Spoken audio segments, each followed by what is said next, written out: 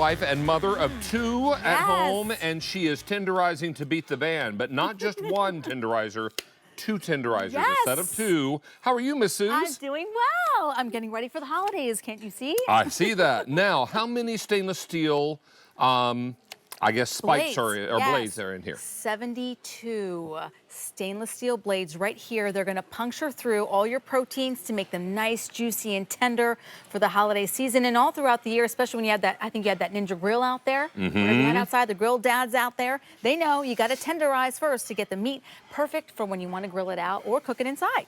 Now, we have had this on only one time, and 2,700 were ordered. This is a very, very popular item. And if you're going to be seasoning the way Susie is here and then use your tenderizer, you're blasting the seasoning inside the meat. Because remember, every plunge of this device gives that spice a road to travel.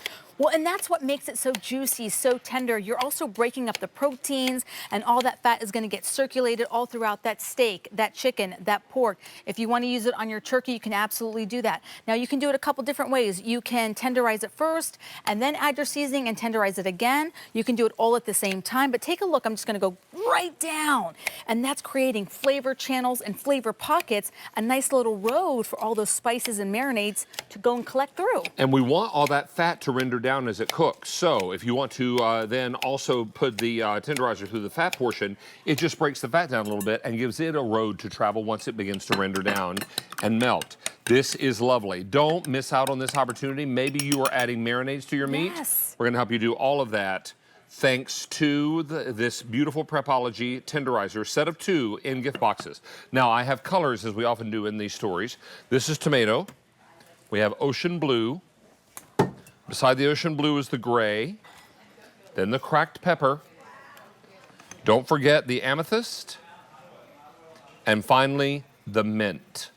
Now, unlike knives and other things that we would always recommend that you hand wash, it's a good idea to put this in the dishwasher. You absolutely can. The entire thing goes in the dishwasher. Just take off the top, that's it, and then you pop the top right back on, and then make sure my little dots are aligned so you know it's ready to go. And right here on the top, or on the side, you'll see lock and unlock. So you know really easily when it's locked and unlocked. One little twist does it. And then it also comes with a case. So that way it stays nice and safe for when you want to keep it in your cabinet or drawer. I'm going to make sure that it's unlocked for myself, which it is. And again, here's all you're going to do.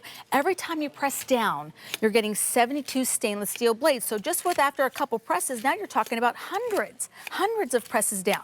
So when you have the seasonings in there, the marinades in there, or maybe it's a tougher cut of meat that you want to get it to be more flavorful and more tender, this is a great way to do it. I mean, I'll tell you, if you're a steak or grilled chicken person, I think it's a great one to have. Now, a boneless, skinless chicken breast is a great choice, but by itself, it doesn't taste like much. Yes. It tastes kind of bland and boring, right? So you want to blast your seasoning into this meat at the same time that you're tenderizing it, so you make that, that chicken breast, that boneless chicken breast, fork tender after you cook it.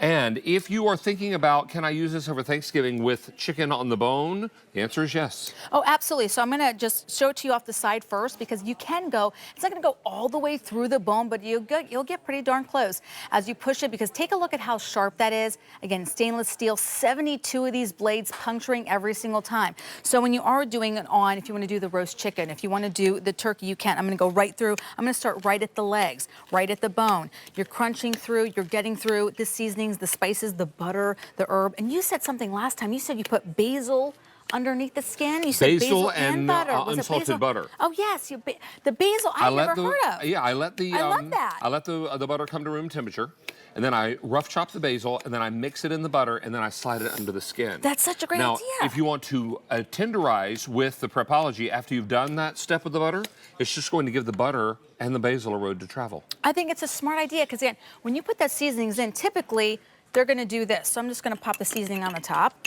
But typically we season on the top, on both sides, and that's it. That's as far as it can go. And it'll maybe go down 1/8 of an inch, right? Right. But now, take a look. You have your seasoning. Now you press it through. Now you're going to press it through the meats, through the proteins, through the pork chops, through the chicken breast, through maybe it's the lamb, maybe it's the steak, any protein you can think of, you're going through. Or if you want, instead of pounding the chicken till it gets all deformed, you can use this I find that when I use those mallets, it ends up turning into mush. Yes. This is going to help the meat maintain its integrity, its shape, but at the same time, it's going to tenderize it because you're cutting through all that connective tissue. Yes. You're cutting through all of the things that can cause meat to become very, very tough and stringy, right? What we want to do is break all that down and help that during the cooking process. Low and slow. High heat is not your friend with meat. If you want to sear it, sure. But if you want to cook it long term, low and slow. Well, and again, think about a flank steak. We know it's typically a tougher meat, so take the tenderizer to it. Get those blades in there. You know, cut down that protein that can be so tough. And then when you also add a marinade, it's going to be faster to marinate because it's got more channels to get through. The seasonings have more places to get through. It's just going to give you a more tenderful, flavorful piece of meat, really. Are you going to add my what I'm going to do is I'm going to add some marinade. Thank you so much. And then I'm going to take You could do the it again. tenderizer. You can do it again. And I'm going to get mad at it. Get going. Get going. I'm going to push it all the way through. If it gets stuck, that's okay. Once it gets enough of that marinade on there, it will loosen up. And then you're blasting the marinade into what is typically a tougher cut of meat. Yes, absolutely. And then when you cook this, it's going to come out much more tender. You want to get in there and really get mad at it. The holidays are coming. Take out your frustrations. I mean, take out your frustrations for everything. And that way, that is now ready to go into the oven. I'm letting the extra marinade drip off this. And ready to go into the oven, onto the grill, however you're looking to do it. Yeah. I think it's the easiest way to get more flavor out of the piece of meat you're already cooking. You're already making in the oven, on the grill. Get a tenderizer. Get this tenderizer, season it up. It'll be beautiful. We have colors, as we often do in these stories. We have tomato, set of 2, ocean blue, set of 2, gray, set of 2, cracked pepper, set of 2, amethyst, set of 2, and the mint, set of 2. Miss Danny, can you locate some sanitizing spray for me, since I've been handling the raw meat? No worries, my friend. Nice to see you. Okay, Rachel's going to remind us how many